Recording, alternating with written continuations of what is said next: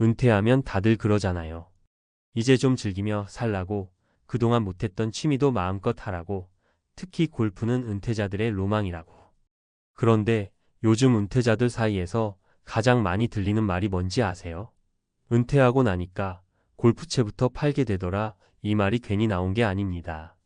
어떤 분들은 말도 못할 충격을 받습니다. 그린에 서기도 전에 집으로 날아온 청구서 한 장에 무릎이 꺾여버리거든요. 바로 건강보험료 폭탄입니다. 그리고 이 이야기는 정말 먼 남의 나라 이야기가 아니라 우리 주변 거의 모든 은퇴자가 한 번쯤 마주하는 현실입니다.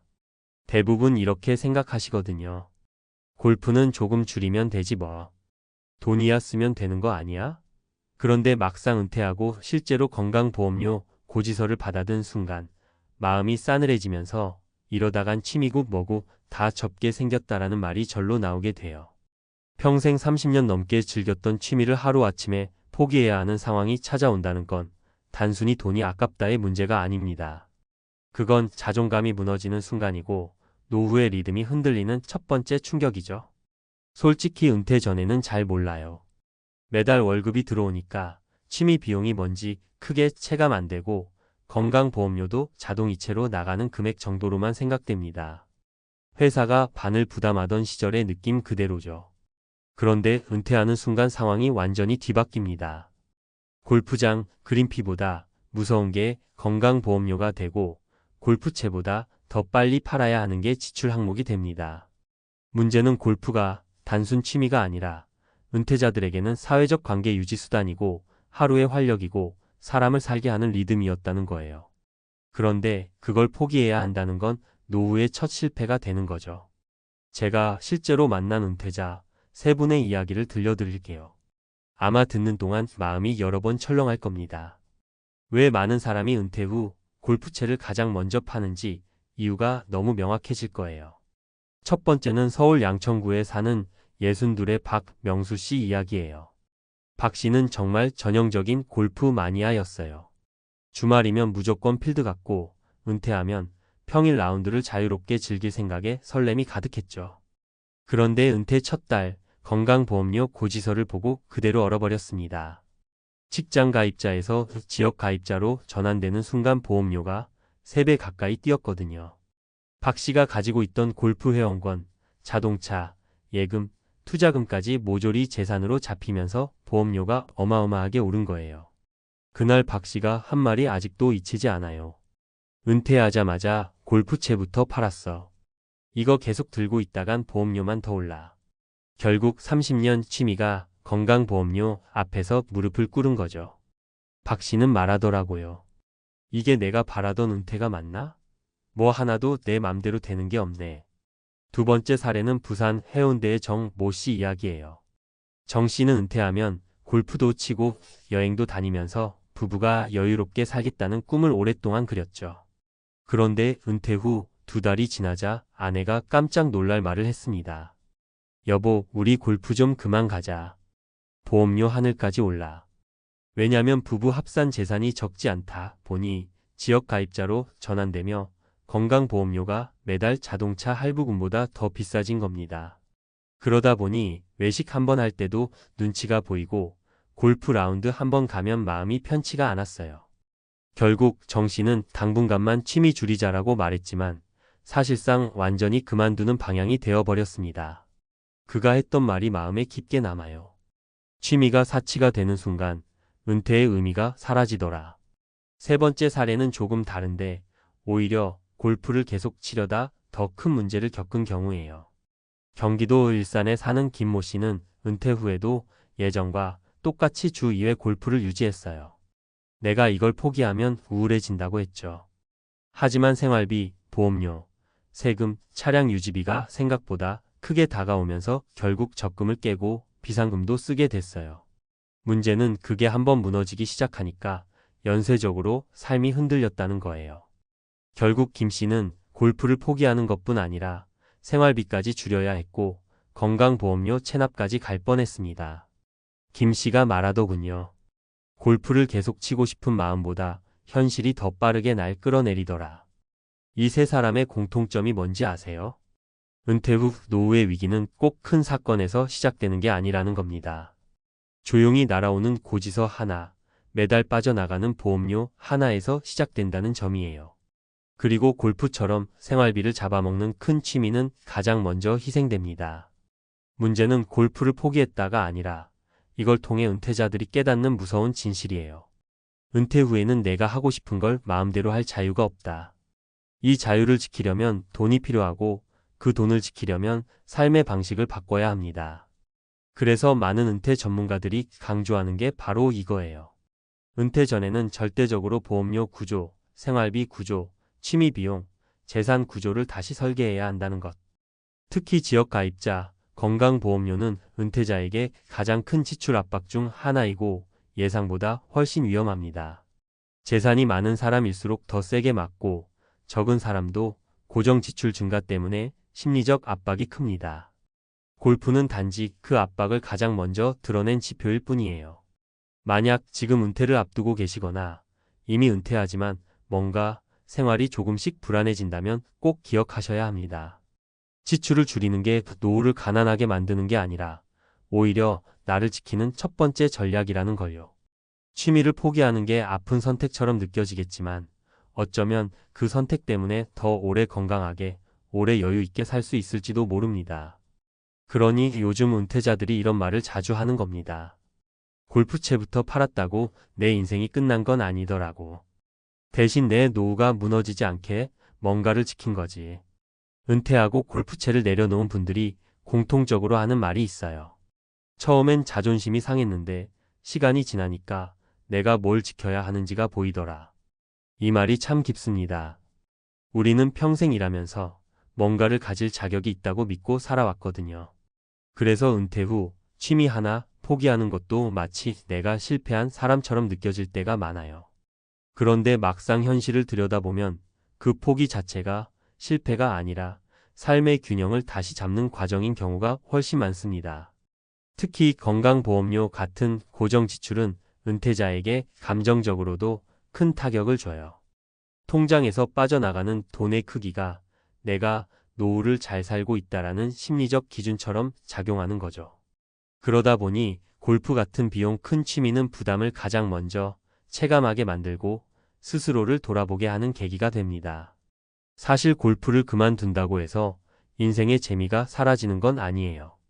오히려 많은 은퇴자들이 이제야 내가 진짜 하고 싶은 걸 찾았다고 하기도 해요. 체력에 맞는 운동을 새로 시작하거나 주 1회 소모임을 만들거나 아예 일주일 리듬을 다르게 설계하는 시기죠. 중요한 건 이겁니다. 은퇴 후의 삶은 돈을 쓰며 살아가는 삶이 아니라 돈과 에너지를 어디에 쓸지를 선택하는 삶이라는 것. 젊었을 때는 몰랐어요. 돈 벌면 되지 뭐라고 단순하게 생각했지만 은퇴하고 나니까 모든 선택이 내 삶의 지속 가능성과 연결된다는 걸 알게 되는 거죠. 그래서 지출 구조를 한번 재정비하고 나면 오히려 삶이 훨씬 단단해졌다고 말하는 분들이 많아요. 불필요한 소비를 줄이니 마음이 가벼워지고 남는 자원으로 진짜 원하는 삶을 향해 움직일 수 있게 되니까요. 그러니 골프를 포기한 게 끝이 아니라 새로운 시작일 수도 있어요.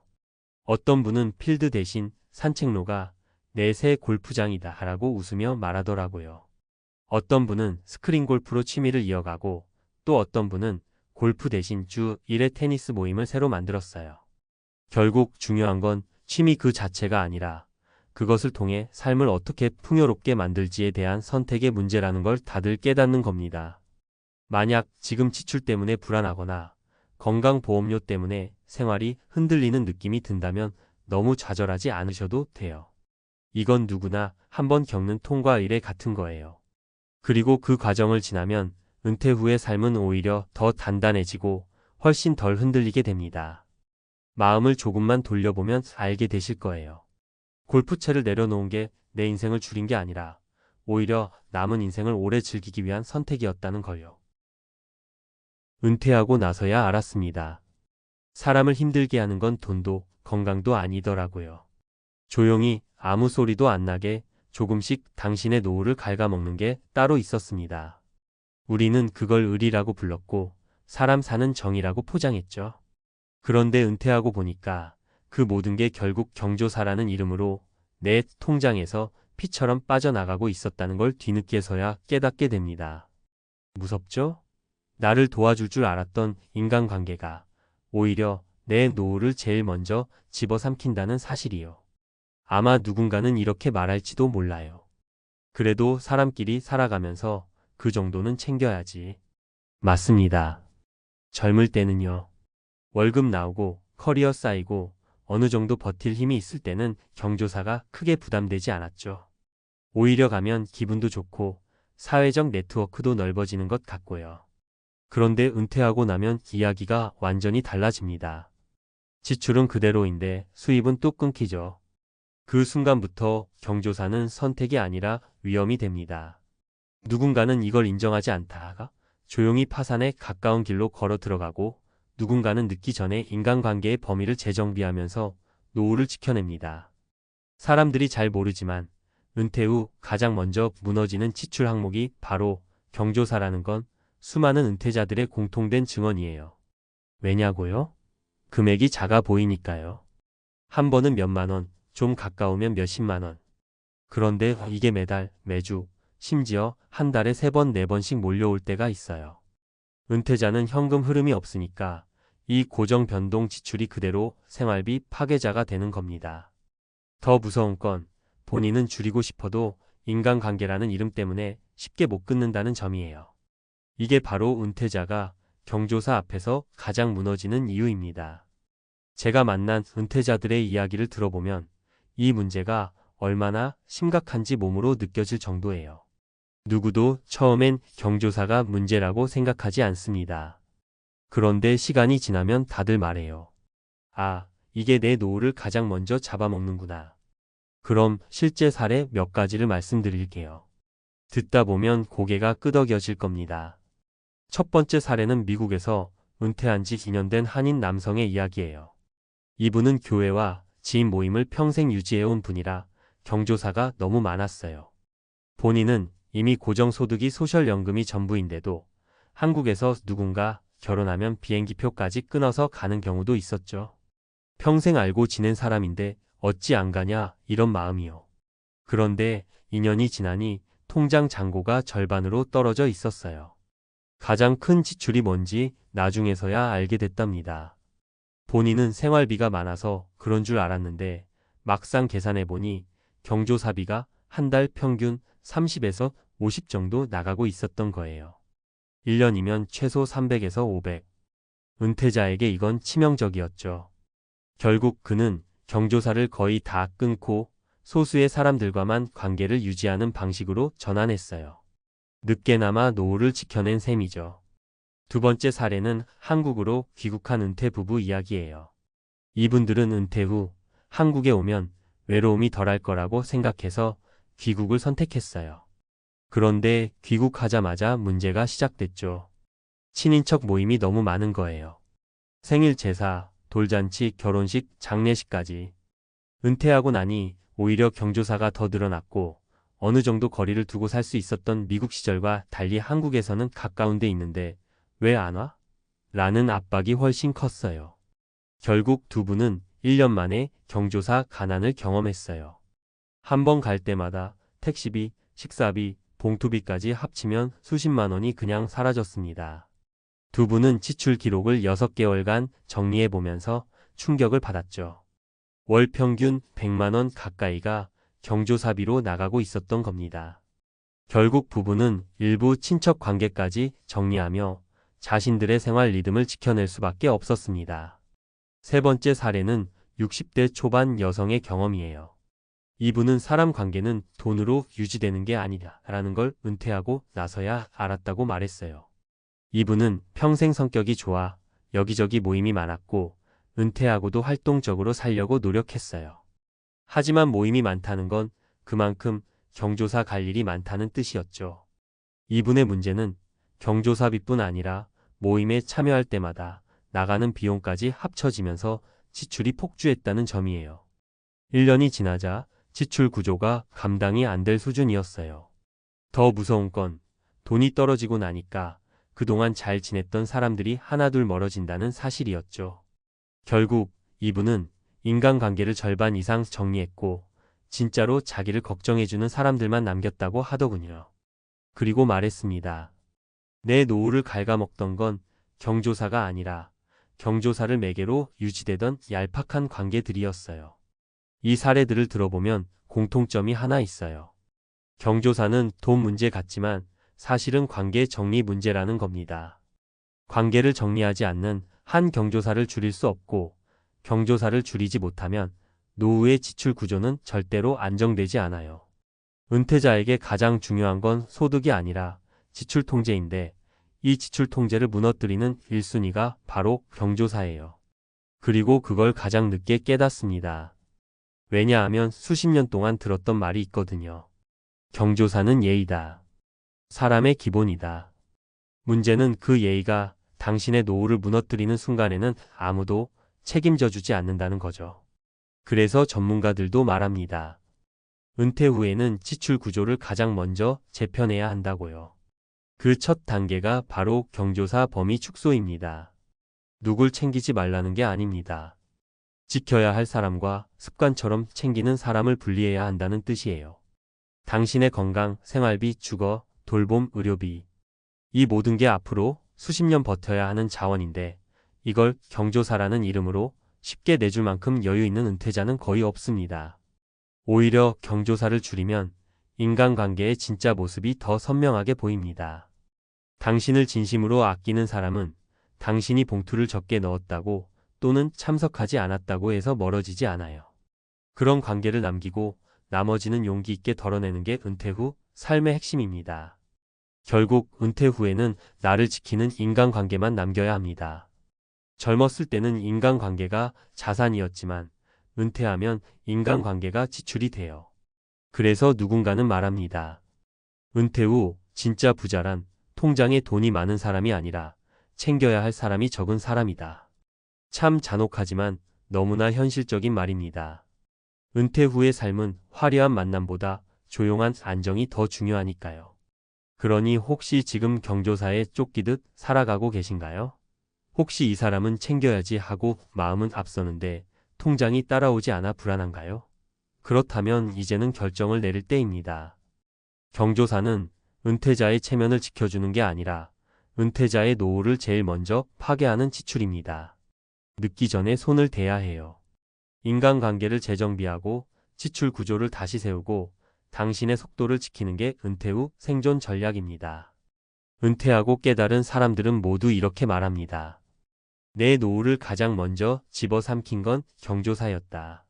그리고 그 다음 말도 꼭 합니다. 끊고 나니 살기 시작했다. 그러고 나서 사람들이 꼭 묻습니다. 근데 경조사를 줄이면 인간관계가 완전히 끊어지는 거 아닌가요? 저도 처음엔 그게 가장 두려웠어요. 사람들과 멀어지는 게 아니라 내가 나쁜 사람이 되는 것 같아서요. 그런데 은퇴자들의 공통된 결론은 놀라울 만큼 단순합니다. 정말 소중한 관계라면 경조사를 줄인다고 무너지지 않는다는 거예요. 오히려 그 과정을 통해 내 인생에서 무엇을 지켜야 할지가 분명해집니다. 어떤 분은 이렇게 말했어요. 경조사 때문에 만나는 사람은 경조사가 끊기면 같이 끊어졌다. 이 말이 처음엔 씁쓸하지만 콕 씹어보면 우리 모두가 경험해본 진실이에요. 봉투를 통해 연결된 관계는 결국 봉투가 끊어지면 사라지고 마음으로 연결된 관계는 경조사와 상관없이 이어지죠. 은퇴 후에는 이 구분이 아주 빠르게 아주 정확하게 드러납니다. 그리고 의외로 경조사를 줄이면 생활이 훨씬 단순해지고 마음이 편안해집니다. 일단 예상치 못한 지출이 사라지니까요. 은퇴자는 안정성이 생명인데 경조사는 그 안정성을 하루아침에 흔들어 버립니다. 갑작스런 장례식 연락, 가까운 친척 결혼식, 오래된 지인 돌잔치 이런 일정들이 쏟아져 올 때마다 은퇴자는 마음도 흔들리고 통장도 흔들려요. 그걸 줄이는 것만으로도 삶이 훨씬 가벼워지는 겁니다. 은퇴 후 삶은 단순할수록 좋습니다. 관계도 지출도 생활 리듬도요. 챙겨야 한다는 압박을 내려놓는 순간 그동안 내가 얼마나 많은 에너지를 쓸데없이 흘리고 있었는지 비로소 보이기 시작합니다. 그리고 그 빈 공간에 진짜 중요한 것들이 들어옵니다. 당신의 건강, 당신의 배우자, 당신의 하루 일상, 당신의 미래 계획. 이런 것들이 경조사보다 100번, 1000번 더 중요하잖아요. 그런데 우리는 그걸 뒤늦게 깨닫습니다. 누군가의 경조사가 아니라 내 삶이 먼저 챙겨야 할 경사와 조사라는 걸요. 결국 은퇴 후에는 이렇게 말할 수 있어야 합니다. 이제는 나를 위한 선택을 하겠습니다. 누군가가 섭섭해할 수도 있어요. 하지만 그 섭섭함 때문에 당신의 노후가 흔들리면 그건 절대로 건강한 관계가 아닙니다. 당신의 삶을 진심으로 아끼는 사람은 당신이 은퇴했음을 이해하고 당신의 지출 구조를 고려해주고 무리하지 않도록 배려해주는 사람입니다. 그러니 너무 미안해하지 마세요. 경조사를 줄이는 건 이기적인 행동이 아니라 내 노후를 지키는 최소한의 방어 행위입니다. 늦게라도 이걸 알았다면 이제는 실천할 때예요. 당신의 노후는 남의 기념일이 아니라 당신의 삶으로 채워져야 하니까요. 아침부터 이상한 느낌이 들었다고 정 씨가 그러시더라고요. 은퇴하면 마음이 편해질 줄만 알았는데 눈을 뜨자마자 제일 먼저 든 생각이 그거였대요. 오늘은 또 어떻게 버티지? 돈은 얼마나 줄어들었을까? 통장 잔고를 확인하기 전부터 이미 가슴이 철렁 주저앉는 기분. 이게 은퇴한 사람들 대부분이 겪는 현실이라고요. 누구도 말해주지 않았던 은퇴 후 첫 번째 공포가 바로 내 인생을 내가 통제하지 못한다는 그 감각이래요. 사람들은 은퇴를 로맨스처럼 말하지만 진짜 은퇴는 갑자기 찾아오는 공백과 싸우는 시간이잖아요. 직장에서 하루 일정을 정해주던 시절과 달리 이제는 스스로 하루를 채워야 하는데 이게 생각보다 훨씬 무겁고 외롭고 불안한 거죠. 무엇보다 돈이 들어오는 길이 막히니 마음까지 완전히 바뀌어 버립니다. 돈이 줄어든다고 삶도 줄어드는 건 아닌데 은퇴자들은 그걸 너무 늦게 깨달아요. 그래서 정씨 이야기가 더 크게 와닿는 거죠. 마치 미래의 우리 얼굴을 들여다보는 기분이라. 정씨의 하루를 따라가다 보면 앞으로 내 삶도 이렇게 흘러갈 수 있겠구나 하는 공포가 슬며시 밀려와요. 사실 은퇴란 건 한순간에 무너지지 않아요. 몇 년 동안 준비를 미뤄온 대가가 어느 날 한꺼번에 터져 나오는 거죠. 지금 40대, 50대가 딱 거기에 서 있는 거고요. 몸은 아직 젊어 보이는데 노후 시스템은 준비가 안 돼 있는 상태. 마음은 편안한 여유를 원하면서도 통장은 이미 위험 신호를 보내고 있는 그 묘한 단계. 그래서 정 씨의 이야기가 남 얘기가 아니게 들리는 겁니다. 정 씨가 말해요. 은퇴하고 나니까 진짜 하루가 너무 길고 무섭다고. 회사 다니던 시절엔 시간이 모자랐는데 은퇴 후엔 시간이 넘쳐나고 그 빈틈을 불안히 파고든다는 거죠. 아침에 일어나 커피 한 잔 타 마시는데 시계는 겨우 9시? 오늘 하루를 어떻게 채우지라는 생각만으로도 피로가 몰려온다고요. 돈은 돈대로 걱정되고 시간은 시간대로 괴롭고 몸은 몸대로 예전 같지 않으니 마음도 무너지는 구조. 여기까지 들으면 그냥 우울한 개인 이야기 같겠지만 사실은 거의 모든 은퇴자에게서 반복되는 패턴이에요. 은퇴 후가 무서운 건 내가 얼마나 준비했는가 보다 내가 뭘 준비하지 않았는가가 더 크게 드러나는 순간이기 때문이에요. 그래서 정 씨의 하루는 40대, 50대에게 아주 중요한 메시지를 던집니다. 노후 준비란 사실 돈을 모으는 게 전부가 아니라는 거. 삶을 어떻게 유지할지, 어떤 인간관계를 남길지, 그리고 가장 중요한 건 이를 잃어도 무너지지 않는 구조를 만드는 건데 정 씨는 그걸 몰랐고 결국 하루하루가 막막한 전투가 되어버린 거죠. 이제 정 씨의 실제 하루를 사례 중심으로 조금 더 깊게 들려드려 볼게요. 아마 들으시면서 이거 혹시 내 미래 아닌가 하는 생각이 드실 수도 있을 겁니다. 첫 번째 이야기는 돈입니다. 정 씨는 퇴직금이 1억 조금 넘게 있었어요. 이 정도면 몇 년은 버티겠지라는 안일한 마음이 있었는데 막상 은퇴하고 나니 돈 나가는 속도가 장난이 아니더래요. 일단 고정 지출이 문제였어요. 소득이 끊기니까 지출이 훨씬 크게 느껴지는 거죠. 건강보험료만 해도 월 몇십이 나가고 집 유지비, 공과금, 경조사비까지. 돈을 쓰는 순간마다 이걸 써도 되나 하는 자책이 밀려왔대요. 그래서 정 씨는 결국 소비를 극단적으로 줄이는 쪽을 택했죠. 그런데 문제는 그렇게 아끼고 아껴도 통장은 계속 줄어드는 속도만 보인다는 거예요. 돈이 빠져나가는 걸 매일 보는 것 자체가 공포라고요. 그래서 은퇴자들에게 가장 먼저 오는 충격이 바로 수입 없는 삶의 무게예요. 두 번째 이야기는 시간입니다. 정 씨는 은퇴하고 나서 제일 힘들었던 게 이거래요. 회사 다닐 땐 시간이 모자라 죽겠더니 은퇴하고 나니 시간이 남아돌아 그게 고문처럼 느껴진다. 아침에 일어나서 밥 먹고 커피 마시면 10시. TV를 틀어도 집중이 안 되고 산책을 나가도 길이 더 멀게 느껴지고 그냥 하루가 너무 길어요. 뭔가 의미 있는 일을 찾고 싶어도 은퇴 후 막상 내가 뭘 좋아했더라 라는 생각조차 안 난대요. 그만큼 회사 중심으로 살아왔던 거죠. 시간 빈틈을 못 받아들이니까 우울이 슬그머니 파고들기 시작합니다. 그래서 은퇴자는 몸이 아니라 마음이 먼저 무너진다고 해요. 세 번째 이야기는 관계입니다.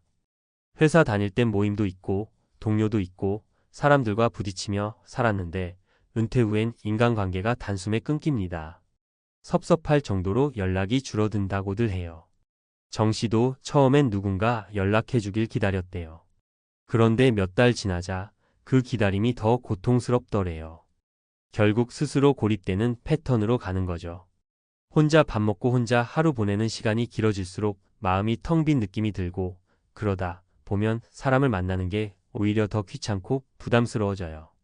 노후에 제일 무서운 게 외로움이라는 말이 정말 맞습니다. 건강보다도 외로움이 먼저 사람을 무너뜨려요. 이 세 가지가 동시에 밀려오면 어떤 일이 벌어질까요? 돈 걱정, 시간 공백, 관계 단절. 이 세 가지가 은퇴자의 삶을 조용히 그리고 빠르게 집어삼킵니다. 정 씨가 은퇴 후 하루가 지옥 같다고 표현한 이유가 바로 여기에 있어요. 사실 정 씨는 특별히 실패한 분이 아니에요. 대한민국 평균 은퇴자의 전형적인 모습이에요. 그저 준비 없이 은퇴를 맞았다는 이유 하나로 이렇게 하루가 버거워진 거죠. 40대, 50대인 지금의 우리는 뭘 해야 할까요? 답은 단순해요. 은퇴 후에도 뭔가 움직이게 만드는 구조를 만들어야 해요. 이게 돈일 수도 있고, 일일 수도 있고, 취미나 배움일 수도 있어요. 정 씨처럼 갑자기 삶이 텅 빈 상태로 떨어져 버리면 누구라도 버티기 힘들어요. 종종 돈만 있으면 걱정 없다고 생각하지만 실제 은퇴자들을 만나보면 돈은 세 번째 문제예요. 첫 번째는 시간이고 두 번째는 관계예요. 그런데 우리는 아직도 돈만 준비하면 된다고 믿고 있죠. 정 씨의 하루는 우리에게 이렇게 말하고 있는 겁니다. 노후는 돈으로 사는 게 아니라 살아낼 구조를 만드는 거라고. 아무 준비 없이 은퇴하면 하루가 이렇게 무서워진다고. 삶이 생각보다 쉽게 텅 비어버린다고. 그러니 지금 40대, 50대라면 딱 한 가지만 기억하셨으면 좋겠어요. 노후는 갑자기 오는 게 아니라 매일 조금씩 다가오고 있다는 걸요. 준비는 나중이 아니라 지금 해야 할 일이라는 것을요. 정 씨 이야기를 조금 더 들여다보면 은퇴 후에 무너지는 게 사실 경제력보다 자존감이라는 걸 더 뼈아프게 느끼게 돼요. 정 씨가 어느 날 그러시더라고요. 내가 이렇게까지 쓸모없는 사람이었나 싶다고. 회사 다닐 땐 후배들이 찾아와서 묻고 동료들이 의지하고 집에서는 그래도 일하는 가장이라는 이름으로 당당했는데 은퇴하고 나니 그 모든 역할이 한순간에 사라졌다는 거죠. 사람은 하루아침에 바뀌지 않는데 사회가 자신을 바라보는 태도는 너무 쉽게 바뀌어 버리니 그 간극을 버티기가 쉽지 않은 거예요. 이런 상실감이 쌓이면 어떻게 되냐면 삶 전체의 기운이 꺼져 버립니다. 일단 몸이 안 움직여요. 정 씨는 어느 순간부터 외출 자체가 부담스럽다고 했어요. 괜히 돈 쓸까봐, 괜히 사람 만나기 어색할까봐 그냥 집에만 있게 되더랍니다. 그럼 또 우울감이 더 깊어지고 우울감이 깊어지면 행동 반경이 점점 줄어들어요. 이게 은퇴자들이 가장 위험한 악순환이에요. 나도 모르게 고립된다는 것. 이쯤 되면 많은 분들이 그럼 지금부터라도 취미를 만들면 되지 않나? 라고 생각하시는데 문제는 취미가 그냥 생기지 않는다는 겁니다.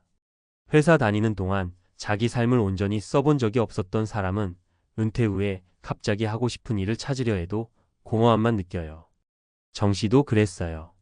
독서 모임을 가봤는데 어색해서 2번 만에 그만두고 동네 문화센터 등록했는데 혼자 앉아있는 자신이 초라하게 느껴져서 포기했다고 하더라고요. 내 나이에 뭘 새로 시작해라는 자책만 남는 거죠. 이걸 보고 느끼는 게 뭐냐면 노후는 돈이 없어 어려운 게 아니라 돈만 남아 어려운 것이라는 거예요. 일도, 관계도, 의미도 없이 돈만 남아있는 시간이 얼마나 버거운지 생각보다 많은 분들이 모릅니다. 그래서 지금 준비해야 하는 건 단순히 은퇴 자산이 아니라 은퇴 후에도 나를 움직이게 만들 무언가예요. 그게 작은 일이든 소소한 취미든 혹은 주 2일짜리 파트타임이든 상관없어요. 중요한 건 내가 여전히 누군가에게 필요하고 내가 여전히 사회와 연결돼 있다는 그 감각이에요. 정 씨의 하루를 들여다보면 마지막으로 드는 생각이 있어요. 은퇴는 나이의 문제가 아니라 구조의 문제라는 것. 준비된 사람에게 은퇴는 자유가 되지만 아무 구조 없이 맞는 은퇴는 감옥이 돼요. 그래서 40대, 50대의 지금이 너무 중요합니다. 지금 만드는 인간관계, 지금 찾는 취미, 지금 경험해보는 작은 일들이 전부 은퇴 후의 안전망이 되거든요. 정 씨는 지금도 천천히 다시 삶을 회복하는 중이에요. 하루에 한 번 밖에라도 나가보려고 애쓰고 작은 알바라도 다시 해볼까 고민 중이죠. 늦었지만 다시 시작하려고 하는 거예요. 그런데 정 씨가 마지막에 하신 말이 더 마음을 울렸어요. 나는 60이에야 깨달았지만 너희는 제발 미리 알았으면 좋겠다는 말이요. 그 한마디가 결국 우리가 오늘 이 이야기를 듣는 이유 아닐까요? 지금 준비하면 적어도 정 씨처럼 하루가 무너지진 않을 테니까요. 은퇴하고 나면 다들 그렇게 생각하시잖아요. 이제 좀 편하게 쉬자. 아껴 쓰면 얼마든지 버틸 수 있겠지. 젊을 때처럼 큰돈 들어갈 일도 없겠지. 그런데요, 이 말 은퇴자들 사이에서 제일 위험한 말이라는 거 아세요? 충분하다. 이 한마디가 노후를 무너뜨리는 지옥문의 손잡이가 될 줄 대부분은 너무 늦게 깨닫습니다. 특히 은퇴 직후엔 착각하기 쉬워요. 통장에 퇴직금 들어오고 연금 첫 수령액도 어쨌든 꽤 있어 보이니까요. 그러면 마음이 느슨해지죠. 그래, 월 이 정도면 되겠네. 생활비는 충분하겠지. 그런데 바로 그 순간부터 균열이 생기기 시작해요. 은퇴한 선배들이 공통으로 하는 말이 있습니다. 은퇴 후의 지출은 절대 내 계산대로 흘러가지 않는다. 이 말이 왜 그렇게 무서운지 여러분 한번 진짜 현실로 들어가 보세요. 사실 은퇴 후의 삶은 우리가 예상한 것보다 훨씬 변덕스럽고 감정적이고 돌발 상황이 많아요. 젊을 때는 뜬금없는 지출이 생겨도 다음 달 월급으로 메우면 되지라고 생각했지만 은퇴 후엔 그게 안 돼요. 한번 무너지기 시작하면 회복이 거의 불가능하거든요. 그래서 은퇴자분들이 공통으로 겪는 감정이 바로 공포예요. 내가 지금 맞는 이 상황이 내 노후 전체를 무너뜨리는 시작점일 수 있다는 두려움이 계속 따라다니거든요. 여기서 제가 실제로 들었던 사례 3가지를 말씀드릴게요. 이게 그냥 겁주는 게 아니라 충분하다라는 착각이 얼마나 위험한지를 그대로 보여주는 이야기예요. 첫 번째 사례는 미국 동부에서 은퇴한 72살 한인 부부 이야기예요. 이분들이 계산했던 월 생활비는 3천 정도였어요. 연금과 소셜, 약간의 임대 수익까지 합치면 충분히 가능해 보였죠. 문제는 예상 못했던 의료비였어요. 남편분이 무릎 통증으로 병원을 몇 차례 다니기 시작하면서 검사비 하나하나가 눈덩이처럼 불어났습니다. 의료보험이 있다고 해도 본인 부담금이 계속 쌓였죠. 어느 순간 한 달 의료비가 생활비를 넘어가기 시작했어요. 그때 깨달았어요. 노후에 충분하다는 건 착각이더라고요. 병 하나만 생겨도 바로 무너지는 게 노후예요. 이분이 하신 말이에요. 결국 이 부부는 아파트를 작은 곳으로 옮기고 자동차도 처분했습니다. 충분하다고 믿었던 그 계산이 한순간에 완전히 뒤집힌 거죠. 두 번째 사례는 한국으로 역이민한 68살 여성분 이야기예요. 한국에 가면 미국보다 생활비가 적게 든다고 믿고 갔는데 오히려 지출이 더 커졌어요. 가장 큰 이유는 경조사와 가족 모임이었습니다. 미국에 있을 때는 부담이 거의 없었는데 한국에 오니 한 달에 몇 번씩 나가는 지출이 생긴 거예요. 나는 은퇴 후 단출하게 살 줄 알았어요. 근데 한국은 내가 원하든 원하지 않든 지출이 자동으로 생기더라고요. 결국 이분은 다시 미국으로 돌아오는 선택을 했고 그 과정에서 이사비와 초기 정착비까지 겹쳐 수천만 원이 날아갔습니다. 이분은 이렇게 말했어요. 충분하다는 건 그 나라에서 살아보기 전까지 절대 몰라요. 나는 그냥 내가 아는 세상을 기준으로 계산했던 거예요. 세 번째 사례는 서부에서 사는 65살 은퇴 남성분이에요. 은퇴 전부터 본인이 아주 검소한 편이라고 생각했고 실제로 큰 지출을 잘 안 하는 분이었어요. 그런데 막상 은퇴하고 나니까 문제가 생기더라고요. 생각보다 혼자 있는 시간이 너무 길어지면서 외로움을 달래기 위해 군것질, 쇼핑, 취미 지출이 조금씩 늘어났어요. 처음엔 아무것도 아닌 줄 알았대요. 그런데 1년이 지나고 보니까 월 지출이 평균 예상보다 300이 넘게 증가했어요. 그분이 하신 말이 아직도 잊히지 않아요. 돈은요, 내가 외로울 때 제일 빨리 세요. 결국 이분은 자신이 생각한 노후 생활비 충분함이 감정 하나에 무너질 수 있다는 걸 뒤늦게 깨달은 거죠. 이 세 가지 사례의 공통점이 뭔지 느껴지시죠? 바로 내가 예상했던 지출 구조는 실제 노후와 전혀 다르다는 겁니다. 그래서 노후 전문가들이 늘 말하는 게 있어요. 노후에는 충분함이 아니라 여유가 필요하다. 충분하다는 건 숫자로 계산한 상태지만 여유는 변수까지 감당할 체력이 있다는 뜻이에요. 은퇴 후 무너지는 분들은 대부분 충분하다고 생각한 분들이고 오래 버티는 분들은 여유를 마련한 사람들이더라고요. 그리고 더 무서운 건 많은 분들이 이 사실을 은퇴 몇 년 지나서야 깨닫는다는 거예요. 그 사이에 이미 자산은 깎여 있고 선택지는 줄어 있고 되돌릴 수 있는 힘도 없어졌어요. 그래서 저는 이렇게 말씀드리고 싶어요. 노후 생활비? 절대 충분하다라고 단정 짓지 마세요. 노후는 우리가 아는 세상 위에 있는 게 아니에요. 갑자기 훅 예고 없이 계획을 뒤엎는 상황들이 계속 터집니다. 그걸 견딜 여유를 갖고 있어야 무너지지 않아요. 여러분의 노후가 지옥문 앞에서 멈추려면 생활비를 맞추는 게 아니라 변수를 버틸 힘을 만들어야 합니다. 그리고 그걸 지금 준비하시는 분들이 결국 웃으면서 은퇴를 마무리하더라고요. 그럼 이어서 더 깊게 들어가 볼게요. 아까 말씀드렸던 것처럼 노후는 계산대로 흘러가는 시기가 아니에요. 그런데 이걸 은퇴 전에는 절대 체감할 수가 없어요. 직장이 있을 때는 월급이라는 자동 보충 장치가 있어서 조금 틀려도 메꿔지거든요. 하지만 은퇴하면 재정이란 게 탱크처럼 고정돼 있어요. 한번 줄면 다시 채우기 거의 불가능하죠. 그래서 은퇴자 분들이 공통으로 하는 말이 있어요. 지난달에 조금만 적자가 났어도 마음이 덜컥 내려앉는다. 이게 바로 노후 공포의 시작이에요. 내가 통제할 수 없는 지출, 내 의지와 상관없이 늘어나는 비용, 그리고 그걸 다시 채울 방법이 없다는 현실. 이 세 가지가 합쳐지면 사람이 생각보다 빠르게 위축돼요. 특히 무서운 건 노후의 지출은 대부분 생활비가 아니라 사건 비용에서 터진다는 겁니다. 예를 들어 병원비, 차 수리, 자녀 지원, 가족 모임, 이사, 갑작스런 체류 비용 같은 것들이죠. 이런 것들은 월에 정해져 있지 않아서 훨씬 더 위험해요. 그러니까 나는 월 얼마면 되라고 생각하는 것 자체가 현실과 괴리된 계산인 거예요. 실제로 많은 은퇴자분들이 이렇게 말해요. 정작 무너뜨린 건 매달 쓰는 돈이 아니라 갑자기 튀어나온 돈이었다. 그리고 이런 돌발 지출이 한 번이 아니라 몇 달 간격으로 계속 반복되면 자산이 무너지는 속도는 정말 상상 이상이에요. 또 하나 은퇴자들이 뒤늦게 깨닫는 게 있어요. 노후는 감정 비용이 너무 많이 들어간다는 거예요. 외로울 때, 허전할 때, 답답할 때 사람은 소비를 합니다. 밖에 나가서 밥을 사 먹고 필요 없는 물건을 사고 취미를 늘리고 여행을 가고 누군가에게 선물도 하죠.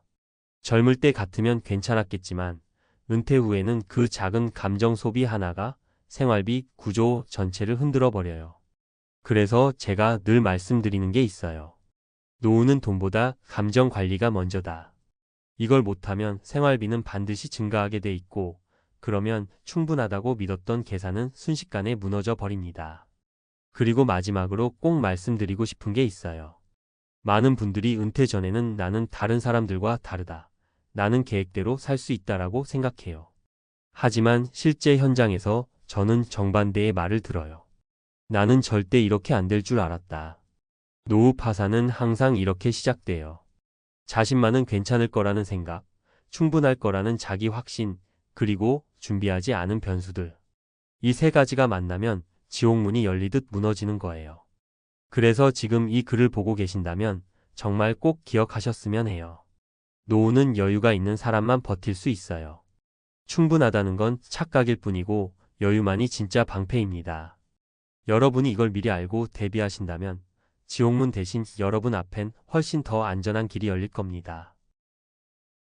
은퇴자들이 떨며 말한다. ETF가 이렇게 무섭다는 걸 왜 이제 알았냐고. 처음엔 누구나 그렇게 믿습니다. ETF면 안전하다. 장기 투자면 결국 오른다. 50, 60대라도 계좌만 열어두면 돈이 일해준다고요. 그런데요, 정말 무서운 건 다들 같은 말을 반복하는 그 순간입니다. 마치 괜찮다는 주문처럼 외우며 스스로를 안심시키죠. 그런데 어느 날 통장 잔고가 반토막 나 있는 걸 보는 순간 그 조용한 믿음이 공포로 바뀌는데 단 3초도 걸리지 않습니다. 많은 은퇴자분들이 그 3초를 잊지 못하고 떨면서 말합니다. ETF가 이렇게 무서운 줄 왜 이제서야 알았을까요? 그 마음 너무 잘 압니다. 평생 벌어놓은 돈이니까요. 다시 채워 넣을 시간도 체력도 없고 손실이 나도 그냥 기다리면 된다는 말만 믿기엔 인생의 후반전이 너무 짧습니다. 젊은 세대야 10년, 20년 길게 가보라지만 은퇴자는 지금 당장 생활비가 빠져나가죠. 떨어진 자산에서 생활비를 쓰다 보면 회복장은 와도 원금이 안 채워지는 역수익이 생기고 그게 바로 은퇴자에게 가장 무서운 함정입니다. 이게 바로 ETF가 은퇴자에게 잔인할 수 있는 이유입니다. ETF가 나쁜 게 아니에요. ETF는 도구일 뿐인데 내 상황을 고려하지 않고 들고 가면 도구가 칼이 되어버리는 겁니다. 많은 분들이 천천히 깨닫습니다. ETF는 오르면 행복하지만 떨어지면 노후가 무너진다. 이야기 하나 들려드릴게요. 실제 은퇴자분들이 공감하는 사례들입니다. 첫 번째 사례는 30년 직장 다니고 퇴직한 50대 중반 남성분이었어요. 평생 성실하게 살았고 퇴직금으로 받은 1억 8천 전부를 ETF에 넣었습니다. 주변에서 다들 그러더래요. ETF가 제일 안전해. 장기 투자만 하면 돼. 그래서 단기 변동은 신경 안 쓰려고 했죠. 그런데 문제는 은퇴 후 바로 생활비로 꺼내 쓸 돈이 따로 없었다는 거예요. 결국 ETF가 떨어지는 와중에도 생활비로 계속 일부를 팔아야 했고 원금은 빠르게 훼손됐습니다. 다시 오를 줄 알았죠. 그런데 오르기 전에 제가 먼저 자산을 소진시키고 있더라고요. 이분의 말이 참 무겁습니다. ETF가 아니라 돈을 쓸 구조를 제대로 세우지 않아서 생긴 비극이었어요. 두 번째는 80 가까운 어머니를 모시는 딸의 이야기였어요. 어머니는 은퇴 후 은행 추천으로 배당 ETF에 넣으면 매달 배당이 나온다고 해서 전 재산 9천을 맡겼습니다. 처음엔 매달 들어오는 배당이 든든해 보였죠. 문제는 금리와 시장이 변하자 ETF 가격이 계속 떨어지기 시작했다는 겁니다. 그리고 배당이라는 건 내 돈 일부를 미리 떼어주는 구조인지도 모르고 계셨어요. 가격이 떨어져서 더 사두면 회복될 거라 했지만 이미 80 넘은 분이 언제 회복될지 모르는 자산을 들고 가는 건 너무 위험했죠.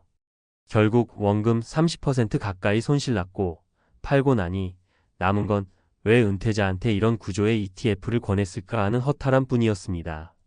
세 번째는 조금 다르게 안정적으로 준비했다고 생각한 여성 은퇴자 분입니다. 이분은 ETF를 20년 동안 꾸준히 모아왔고 수익도 괜찮았어요. 그래서 은퇴 후 이 정도면 생활비 걱정 없겠다 생각했습니다. 그런데 막상 은퇴하고 나니 문제가 생겼어요. 투자금은 수익을 냈지만 생활비가 물가 상승을 따라잡지 못한 겁니다. 매년 오르는 식비, 경조사비, 의료비 이분이 하신 말이 정말 뼈를 때립니다. ETF가 문제가 아니라 내 생활비가 ETF보다 더 빨리 오르더라고요. 이게 은퇴자의 현실입니다. 자산이 올라가는 속도보다 지출이 오르는 속도가 빠르면 결국 노후가 버티질 못합니다. 여기서 확실히 보이는 게 있어요. ETF는 은퇴자를 망하게도 살게도 할 수 있는 양날의 칼이라는 겁니다. 그런데 은퇴자에게 더 치명적인 이유는 시간입니다. 시간을 잃으면 복구가 어렵고 복구가 어려우면 공포가 시작되죠. 그래서 은퇴 후 ETF는 믿음으로 하는 게 아니라 전략으로 해야 합니다. ETF도 나이가 들면 관리 방식을 바꿔야 해요. 젊을 땐 수익이 목표지만 은퇴 후에는 손실 회피가 목표가 돼야 하고 생활비는 ETF에서 직접 꺼내 쓰는 구조가 아니라 현금 흐름이 따로 준비돼 있어야 합니다. ETF는 장기적으로 좋지만 은퇴자는 단기 변동이 삶을 뒤흔듭니다. 많은 분들이 이렇게 말해요. 조금만 더 일찍 알았더라면 구조를 완전히 달리했을 텐데. 그렇습니다. ETF는 위험해서가 아니라 은퇴자에게 맞지 않는 방식으로 쓸 때 위험해지는 거예요. 그리고 무엇보다 중요한 건요. ETF는 상승장을 기다리는 자산이지 생활비를 당장 해결해주는 자산이 아니라는 겁니다. 딱 하나만 기억하시면 됩니다. ETF는 나를 먹여 살리는 수단이 아니라 나중에 쓰기 위한 도구다. 이걸 모르고 은퇴 후 바로 ETF에서 돈을 꺼내 쓰기 시작하면 그 순간부터 자산은 회복의 기회를 잃습니다. 그래서 많은 은퇴자들이 떨면서 말합니다. ETF가 이렇게 무섭다는 걸 왜 이제 알았을까요? 은퇴하고 나서야 깨닫는 게 하나 더 있습니다. ETF가 무섭다기보다 내가 ETF를 어떻게 대했는지가 더 무서웠다는 사실이에요. 많은 분들이 뒤늦게 이런 얘기를 하세요. 나는 투자한 게 아니라 기도한 거였어요. 오르기만을 바라는 기도. 그런데 노후는 기도로 지켜지는 게 아니잖아요. 구조가 있어야 하고 계획이 있어야 하고 최악의 순간에도 버틸 안전장치가 있어야 합니다. 이게 없으면 ETF가 떨어지지 않아도 마음이 먼저 무너져요. 실제로 상담을 해보면 대부분의 은퇴자분들이 공통적으로 놓치는 부분이 있습니다. 바로 현금 흐름 계좌예요. 생활비를 뺄 계좌와 투자를 굴릴 계좌를 분리해야 하는데 많은 분들이 퇴직금, 연금, ETF, 생활비가 다 섞여 있습니다. 그러면 시장이 조금만 출렁여도 이번 달 생활비는 어디서 빼지? 하고 바로 스트레스가 몰려옵니다. 그래놓고 가격이 떨어졌을 때 ETF를 팔면 회복장을 맞아도 본인은 이미 회복이 되지 않아요. 여기서 공포가 시작됩니다. 그러니까 ETF를 은퇴 후에도 굴리려면 딱 두 가지가 필요해요. 첫째는 생활비는 ETF 옆에서 꺼내 쓰는 게 아니라 완전히 별도로 마련해야 합니다. 최소 2년치 생활비라도 현금 혹은 초저위험 자산에 확보해두면 ETF가 떨어져도 안 팔고 버틸 수 있어요. 이 버티는 시간이 은퇴자에게는 생명줄입니다. 둘째는 ETF 비중을 나이에 따라 조정해야 합니다. 오를 때는 기분 좋지만 떨어질 때 감당할 자신이 없다면 이미 그 비중은 과한 겁니다. 많은 은퇴자분들이 이 단순한 원칙을 무시하다가 손실을 키웠어요. 그리고요, 가장 많이 후회하는 말이 있습니다. 왜 난 은퇴하고 나서야 공부를 시작했지? 이 말이 참 아픈 이유는 은퇴자는 시간을 잃으면 선택지가 줄어들기 때문이에요. 그래서 지금이라도 늦지 않았습니다. 나에게 맞는 구조를 만들면 ETF는 공포가 아니라 자산을 지켜주는 든든한 도구가 됩니다. 반대로 구조가 없으면 아무리 좋은 ETF도 은퇴자의 통장을 끝없이 깎아먹는 무서운 존재가 되죠. 마지막으로 한 은퇴자분이 해준 말이 아직도 기억나요. ETF는 배신한 게 아니에요. 내가 준비 없이 기대한 게 문제였죠. 맞습니다. ETF는 그냥 시장을 따라 움직일 뿐이에요. 우리에게 필요한 건 그 시장을 견디는 힘과 구조입니다. 그걸 갖추는 순간 ETF는 더 이상 두려움이 아니라 오히려 노후를 든든하게 지탱해주는 한 축이 돼요. 공항문을 나서는 순간이었어요. 따뜻한 바람이 얼굴에 스쳤는데 이상하게도 그 바람이 축복이 아니라 경고처럼 느껴지더라고요. 그때는 왜 그랬는지 몰랐어요. 오랫동안 꿈꿔왔던 해외 은퇴, 치앙마이에서의 여유로운 생활, 슬리퍼 끌고 조용한 골목을 산책하던 장면까지 머릿속에 그렸는데 그 모든 상상이 첫날부터 흔들리기 시작했습니다. 은퇴하면 더 편해질 줄 알았죠. 해외에 가면 물가가 싸니 덜 불안할 거라 생각했죠. 그런데 바로 그 순진함이 우리 노후를 무너뜨리는 첫 번째 흠집이었다는 걸 뒤늦게야 깨달았어요. 솔직히 말해볼게요. 은퇴자는요, 평생 열심히 살아온 사람이라는 뜻이잖아요. 근데 그게 동시에 경계심 낮은 사람이라는 뜻이 되기도 하는 것 같아요. 그동안 회사가, 사회가, 규칙이 우리를 보호해주던 세월이 너무 길다 보니 갑자기 낯선 땅에 떨어지면 뭐가 위험인지, 누가 진짜인지, 어떤 선택이 파국인지 구분을 못하게 되는 겁니다. 치앙마이에 도착한 날 저희 부부도 그랬어요. 모든 게 좋아 보였죠. 한인 커뮤니티도 있고 한식당도 많고 은퇴자도 많다고 하니까 그래, 여긴 안전하구나 그렇게 스스로 안심해버린 거죠.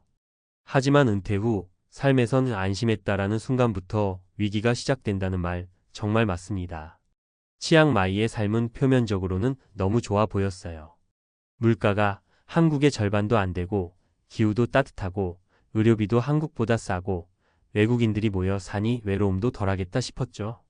그런데 그 계산에는 항상 하나가 빠져 있었어요. 해외는요, 내가 모르는 규칙으로 돌아가는 곳이라는 사실. 우리가 모르는 사람들, 모르는 정보, 모르는 문화를 믿는 순간부터 무너짐은 시작됩니다. 특히 창업. 이게 은퇴자를 가장 빨리 무너뜨리는 덫이에요. 많은 분들이 그래요. 여긴 물가 싸니까 작은 가게 하나 하면 먹고 살겠지. 하지만 그 작은 가게조차 해외에선 전쟁터입니다. 언어, 세금, 허가, 인건비, 로컬 직원 문제, 외국인 규제 어느 하나 우리에게 유리한 게 없어요. 그런데 은퇴자들은 희망을 너무 크게 품고 와요. 여기서 조용히 돈 조금만 벌어 살면 되지 뭐. 바로 그 생각이 사기를 치려는 사람에게는 최고의 먹잇감이 되는 거죠. 사례 하나 말씀드릴게요. 치앙마이에서 만난 박씨 부부 이야기예요. 한국에서 30년 넘게 맞벌이하며 모은 4억 원으로 은퇴 후 작은 한식당을 하기로 했어요. 주변 교민 몇 명이 치앙마이는 한식당만 하면 다 된다. 자리만 잡으면 월세도 싸고 인건비도 싸다고 부추겼대요. 실제로 가보니 분위기 좋아 보이고 손님도 많아 보였다고 했어요. 근데 거기까지였죠. 계약서부터 문제가 시작된 거예요. 태국어로 된 계약서를 영어 번역본만 보고 사인했는데 나중에 알고 보니 외국인 추가 비용, 현지 직원 의무 고용, 간판 사용 제한 같은 조항이 숨어 있었던 거예요. 오픈 첫 달부터 비용이 폭탄처럼 터졌고 직원은 하루가 멀다 하고 바뀌고 결국 2달 만에 가게 문을 닫았어요. 부부는 말해요. 우린 장사 망한 게 아니라 치앙마이를 몰랐던 게 죄였다고. 또 다른 사례도 있어요. 은퇴 후 태국으로 넘어간 조 씨, 지인의 소개로 커피숍 투자를 하게 됐어요. 이미 운영 중인 가게라 안정적으로 보였대요. 그런데 그 지인이 사라졌습니다. 정말 문자 그대로 사라졌어요. 태국에서 은근히 발생하는 방식이에요.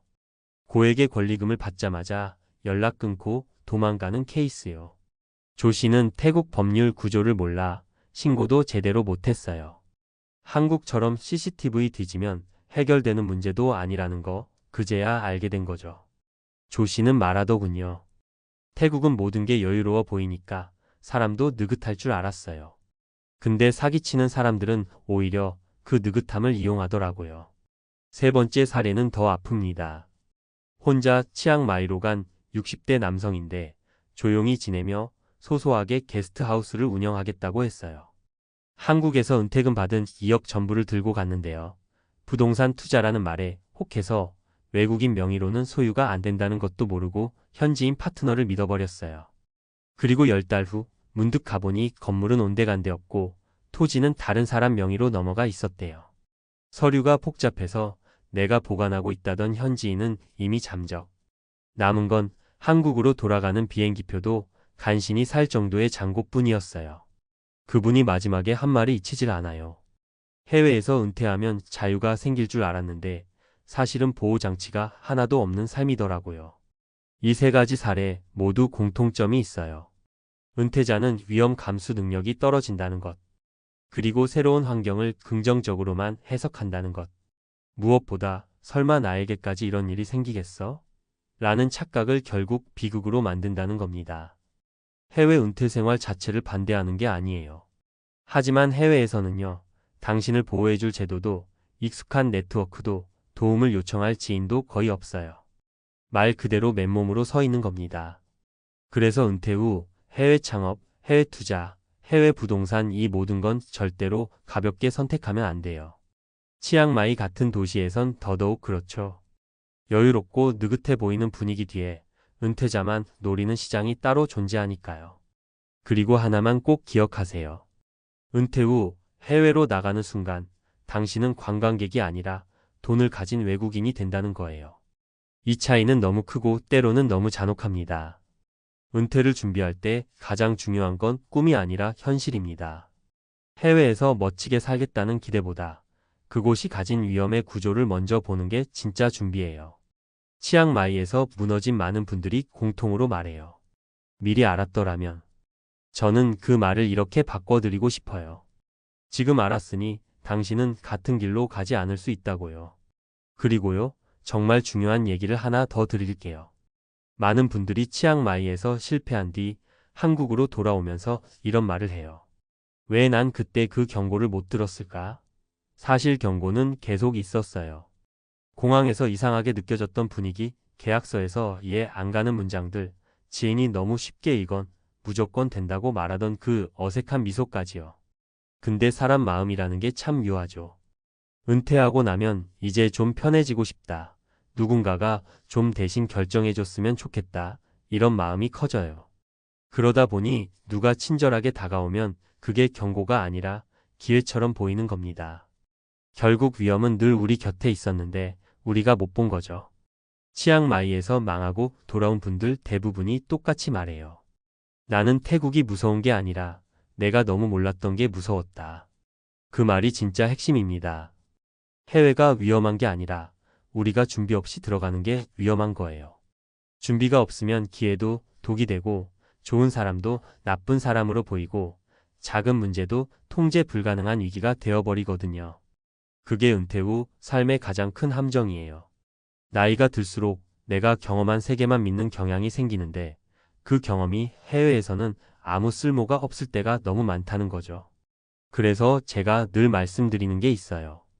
은퇴 후에 해외로 나가려면 꿈보다 먼저 비상계획을 챙기셔야 합니다. 예를 들면 이런 것들이에요. 현지 법률 자문을 받을 수 있는 경로를 확보해 두기, 비상시 한국으로 돌아올 수 있는 자금. 따로 마련해 두기, 절대 한 번에 큰돈 넣지 않기, 현지인 명의와 얽히는 사업은 절대 안 하기 이런 기본적인 것만 지켜도 파국을 피할 확률이 훨씬 높아져요. 문제는 대부분의 은퇴자들이 이런 팁을 알고 있음에도 실제로는 그래도 나한테는 괜찮겠지라고 생각한다는 겁니다. 치앙마이에 살다 망한 한 분이 이런 말을 하셨어요. 세상이 나한테 해준 말 중에 제일 무서운 말이 뭔지 아세요? 남들도 다 하고 있으니 괜찮다는 말. 은퇴자는 그 말에 정말 쉽게 흔들려요. 다 아는 것 같아 보이고, 다 잘 되는 것 같아 보이고, 다 행복해 보이니까요. 하지만 그 다는 늘 거짓입니다. 성공한 사람은 눈에 띄지만 망한 사람은 조용히 사라지거든요. 우리는 망한 사람들의 침묵을 보지 못해요. 그래서 실패 확률을 과소평가하는 거죠. 여기까지 들으셨다면 아마 느끼실 거예요. 치앙마이 문제만이 아니구나. 어디든 같은 구조구나. 맞아요.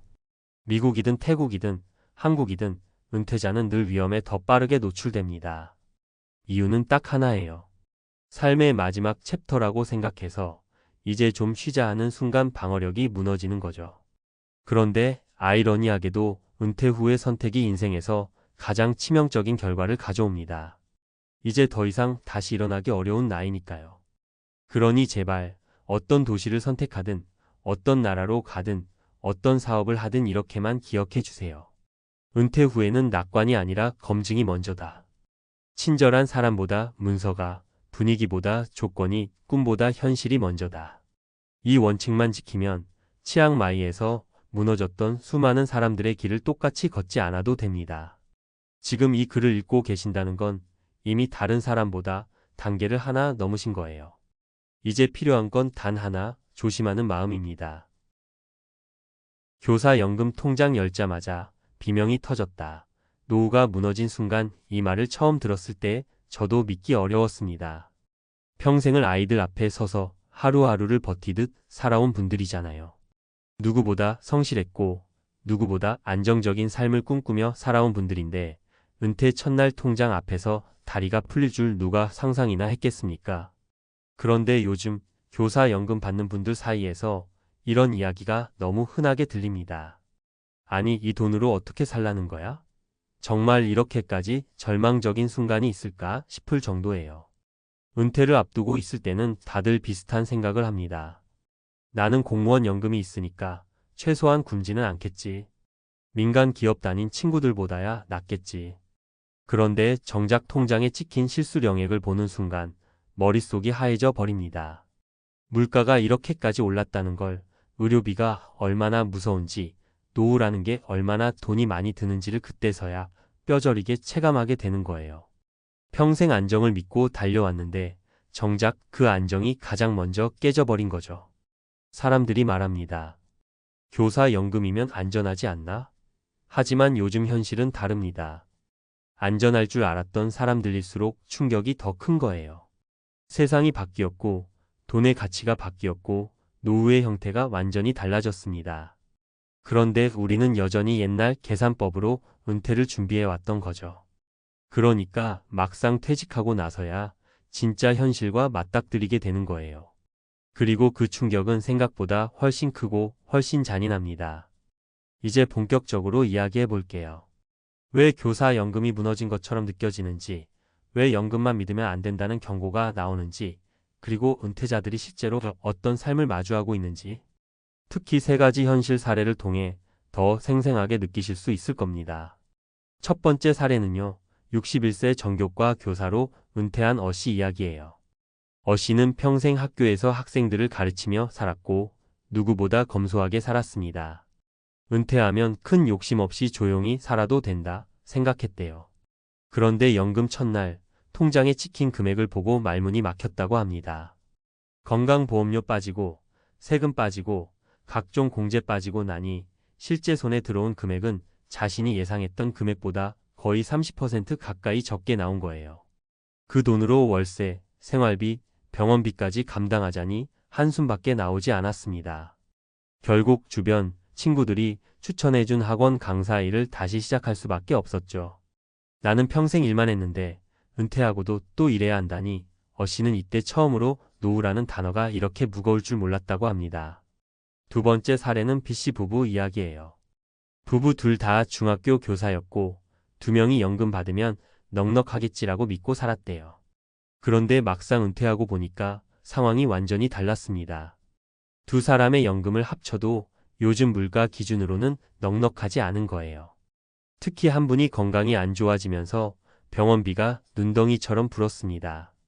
연금 부자라더니 우리는 왜 매달 적자야? 계속된 치료비, 장기 요양비, 각종 보험료까지 더해지면서 결국 부부는 30년 넘게 살던 아파트를 팔고 외곽으로 이주했습니다. 교사인데 왜 이렇게 가난해졌을까? B씨는 집을 정리하던 날 그렇게 울더라고 하셨어요.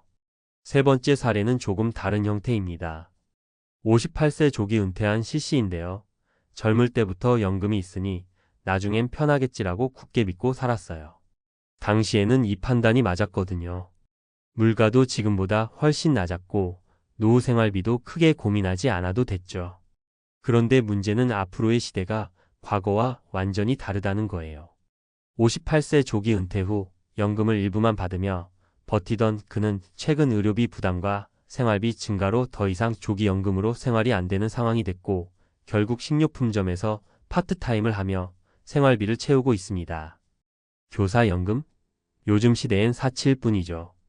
이걸로 살 수 있다고 믿는 게 더 이상한 거예요. 그가 한 말은 충격적이지만 솔직했어요. 이 세 가지 이야기는 보여주는 게 분명합니다. 교사 연금이라는 단어 자체가 더 이상 안전망이 아니라는 겁니다. 물론 연금이 도움이 되는 건 사실이에요. 하지만 노후라는 게 단순한 생활비만으로 유지되지 않습니다. 겪어보신 분들은 다 아세요. 작은 병 하나가 수백만 원을 바꿔놓고 자동차 수리비 한 번이 한 달 재정을 망치고 그동안 쌓아둔 몇만 원씩의 경조사비가 결국 연금보다 무서운 지출이 되기도 합니다. 게다가 요즘 물가가 어떻습니까? 마트 가서 장 한 번 보면 예전 기준으로는 두세 배는 더 나가는 느낌이죠. 이런 현실 속에서 연금 하나에만 기댄다는 건 정말 위험한 일입니다. 그러니까 지금 은퇴를 앞두고 계신 분들, 이미 은퇴하신 분들 모두가 다시 고민해야 합니다. 내가 가진 자산, 내가 준비한 연금, 내가 예상한 생활비, 이 모든 게 정말 현실에 맞는지. 혹시라도 옛날 계산법으로 계획하고 있는 건 아닌지. 연금이 버팀목이 되기엔 세상이 너무 많이 변했습니다. 노후라는 건 생각보다 잔인하고 선택 하나가 인생 전체를 흔들어 놓을 수 있어요. 그래서 지금이라도 점검하고 조정하고 대비해야 합니다. 이는 늦은 게 아닙니다. 늦은 건 아무것도 안 하는 것뿐이거든요. 계속해서 이야기 이어갈게요. 사실 많은 분들이 은퇴하고 나서야 가장 크게 느끼는 게 바로 돈의 속도예요. 벌 때는 몰랐는데 쓰기 시작하면 얼마나 빨리 빠져나가는지 그 속도가 정말 무섭습니다. 특히 연금만으로 살아가야 하는 상황이 되면 매달 들어오는 금액은 정해져 있는데 지출은 마음대로 늘어날 수 있으니 불안감이 계속 커지죠. 그 불안이 어느 순간 일상 자체를 잠식해버립니다. 괜히 외식 한 번도 눈치를 보게 되고 병원 갈까 말까를 며칠씩 고민하게 되고 자녀에게 연락 오는 것조차 겁이 나요. 혹시 또 돈 들어가는 이야기를 꺼낼까 봐요. 예전에는 한 번도 느껴보지 못했던 감정들이 은퇴 후에 찾아옵니다. 그리고 교사분들이 특히 더 힘들어하는 부분이 하나 있어요. 평생 안정적인 직업군에 있었기 때문에 돈 걱정이라는 걸 크게 해본 적이 없다는 점이죠.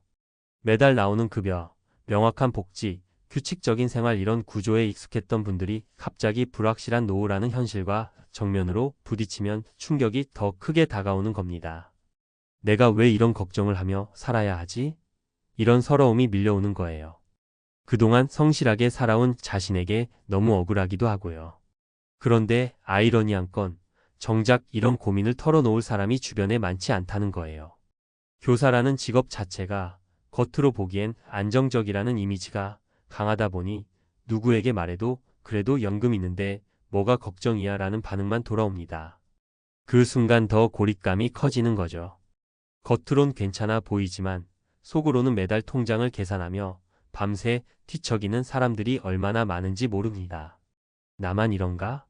라고 착각하게 되지만 사실 현실은 정반대예요. 요즘 은퇴한 교사들 사이에서 이런 위기감은 너무 흔한 문제입니다. 그래서 지금 필요한 건 연금의 한계를 인정하고 그 위에 새로운 안전망을 쌓는 겁니다. 누가 대신 만들어주지 않아요. 교육청도 국가도 누구도 책임져주지 않습니다. 본인이 직접 만들어야 합니다. 작은 부수입이든 지출 다이어트든 생활구조 개편이든 뭔가 하나라도 더 잡아야 버틸 수 있어요. 어떤 분들은 은퇴 후 동네 도서관에서 시간제 일하면서 사회와 연결을 유지하고 어떤 분들은 작은 온라인 판매나 취미 기반 수익 활동으로 생각보다 꽤 큰 도움을 받고 있습니다. 교사 출신들은 기본적으로 성실하고 꾸준한 분들이라 웬만한 일도 금방 적응하고 꾸준히 해내시는 경우가 많더라고요. 그리고 무엇보다 중요한 건 건강이에요. 건강은 은퇴자에게 비용이 아니라 자산입니다. 몸이 버텨줘야 지출이 줄고 버는 능력도 유지되고 생활도 흔들리지 않아요.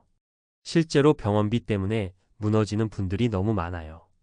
그러니까 지금부터라도 운동, 식습관, 스트레스 관리 이런 것 하나하나가 모두 노후 재테크라고 생각하셔야 합니다. 돈을 버는 것도 중요하지만 나가는 돈을 줄이는 건 그보다 더 강력한 전략입니다. 결국 연금이 무너진 게 아니라 세상이 너무 빠르게 달라졌고 우리의 노후 준비가 그 속도를 따라가지 못한 거예요. 이게 진짜 문제입니다. 하지만 지금이라도 다시 짚어보고 현실을 정확히 이해하고 작은 것부터 바꾼다면 절대 늦지 않았습니다. 노후라는 건 단번에 무너지는 게 아니라 단번에 다시 세울 수도 있거든요. 나이 들어 진짜 무서운 게 뭔지 아세요? 돈이 조금 부족한 것도 병원비가 올라가는 것도 아니에요. 정말 무서운 건 어느 날 갑자기 내가 기대고 싶을 곳이 하나도 없다는 걸 깨닫는 순간입니다. 그때 사람들은 공통으로 이렇게 말해요. 아, 내가 준비를 잘못했구나. 이 세 가지가 없으면 노후는 진짜 끝나는구나. 이 말 그냥 위협처럼 들리실 수도 있죠.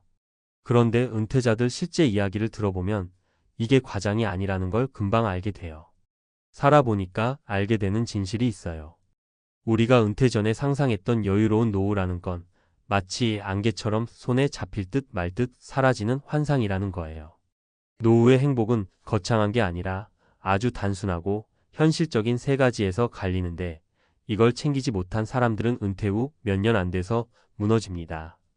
그리고 준비했던 사람들은 반대로 나이 들수록 더 여유롭고 안정되고 오히려 젊을 때보다 마음의 공간이 넓어져요. 이 이야기를 들으시는 분들 중에서도 아마 이런 생각 하시는 분들 있을 거예요. 나도 지금 뭔가 빠뜨리고 있는 건 아닐까? 그 불안은 절대 틀린 감정이 아니에요. 왜냐면 은퇴의 성공은 거대한 소득도 높은 자산도 아니라 이 세 가지를 얼마나 갖추고 있느냐로 결정되기 때문이에요. 그래서 오늘은 은퇴자들이 떨며 이야기한 이 세 가지 없으면 진짜 끝난다라고 말한 그 공통점들을 실제 사례와 함께 구체적으로 풀어서 이야기해 드릴게요. 혹시 지금이라도 늦지 않았는지 조바심이 든다면 오히려 잘 오셨어요. 이걸 알고 준비하면 노후가 무너지는 걸 막을 수 있으니까요. 먼저 은퇴자들이 가장 무섭게 말하는 첫 번째 공통점은 바로 고정 지출을 통제할 힘이 없는 삶이에요. 우리는 은퇴하면 소비가 줄어들 줄 알죠. 그런데 현실은 전혀 다릅니다. 젊을 때는 소득이 있기 때문에 생활비가 커도 어떻게든 맞춰 나가요. 하지만 소득이 끊긴 순간 똑같은 생활비가 폭탄이 돼요. 실제로 은퇴자분 중 한 분이 이런 얘기를 하셨어요. 은퇴하면 여유가 생길 줄 알았는데 시간이 아니라 돈이 저를 잡아먹더라고요. 이분은 캘리포니아에서 35년 넘게 일했어요. 월세만 2,800불이었고 은퇴 이후에도 줄일 방법이 없었죠. 결국 어떻게 됐을까요? 연금은 들어오지만 고정 지출을 감당 못해서 1년 만에 모아둔 비상금이 바닥났어요. 이게 은퇴의 첫 번째 공포예요. 나가는 돈을 줄일 수 없으면 노후는 버틸 수가 없어요. 반대로 비슷한 소득이었는데 은퇴를 아주 안정적으로 맞은 분이 있어요. 이분은 은퇴 5년 전부터 생활비를 절반으로 줄였어요. 이민 생활 오래 하다 보니까 렌트비가 가장 큰 문제라는 걸 알았고 그래서 미리 다운사이징해서 작은 콘도로 옮겼죠. 처음엔 불편했다고 해요. 그런데 3년 지나고 나니 이렇게 말하더라고요. 지금은 숨이 편해요. 나가는 돈이 적으니까 사는 게 두렵지 않아요. 두 분의 차이는 소득이 아니라 지출을 통제할 수 있느냐 없느냐였어요. 그 다음 두 번째 공통점은 더 무섭습니다. 바로 혼자가 되지 않는 구조를 만들어 놓은 사람 vs 전적으로 혼자가 된 사람의 차이예요. 은퇴 후 외로움은 단순한 감정 문제가 아니라 생존 문제예요. 왜냐면 도움이 필요할 때 도와줄 사람이 없으면 작은 문제도 큰 재앙으로 커지거든요. 예를 하나 드릴게요. 애틀랜타에 사는 60대 후반 남성분이 있어요. 이분은 건강도 좋고 연금도 2,800불 정도로 안정적이었어요. 그래서 무난한 노후라고 생각했죠. 그런데 아내분이 먼저 돌아가시고 나서 상황이 완전히 달라졌어요. 연락할 사람이 없었고 아프면 병원에 가는 것도 일이었어요. 결국 체중이 급격히 빠지고 우울증이 왔어요. 본인은 나는 돈보다 사람이 필요했다고 말했어요. 은퇴 후 사람 관계를 놓치는 게 이렇게 무섭습니다. 반대로 텍사스에서 지내는 70대 부부는 전혀 달랐어요. 이분들은 은퇴 전부터 취미 모임, 교회, 한인 커뮤니티에 일주일 중 절반 이상을 쓰셨대요. 그래서 누구 하나 아프면 옆집에서 바로 도와주고 병원 갈 때도 같이 가주고 심지어 여행도 함께 다녀요. 이분들이 저에게 한 말이 아직도 기억나요. 노후는 돈으로 사는 게 아니라 사람으로 버티는 거예요. 이게 은퇴자들이 떨며 말하는 두 번째 공통점이에요. 혼자가 되면 노후는 너무 쉽게 무너진다. 마지막 세 번째 공통점은 아마 가장 중요한 이야기일 거예요. 바로 작은 소득이라도 꾸준히 들어오는 노후의 엔진을 가진 사람들이에요. 연금만으로 노후가 해결될 거라고 믿는 분들이 많죠. 하지만 미국에서든 한국에서든 연금만으로는 예기치 못한 상황을 감당할 여력이 거의 없어요. 실제 사례 하나 볼게요. LA에 사는 62세 여성분이 있어요. 소셜연금 1,700불을 받았고 원래는 충분할 거라고 생각했어요.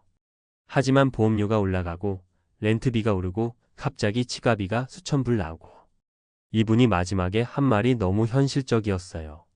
연금은 그냥 숨만 쉬게 해주는 돈이에요. 살아있게 해주는 돈은 따로 있어요. 반대로 비슷한 연금 수준인데도 은퇴 후 더 안정적인 분들이 있어요. 이분들은 다 하나같이 작은 소득원을 유지했어요. 예를 들면 이런 것들이요. 지인 소개로 몇 시간 일하는 파트타임, 본인이 잘하는 분야를 이용한 소규모 부업, 남는 방을 렌트하는 방식, 혹은 연 35% 정도의 배당 ETF로 최소한의 현금 흐름 유지. 이런 소득원들은 큰 돈을 벌지는 않아요. 하지만 큰 차이를 만들어냅니다. 왜냐면 예상치 못한 지출이 터졌을 때 무너지지 않게 해주거든요. 은퇴자들이 떨며 말한 진실이 바로 이거예요. 노후는 되살릴 수 없는 시기라서 안정적인 소득원이 없으면 회복이 불가능하다.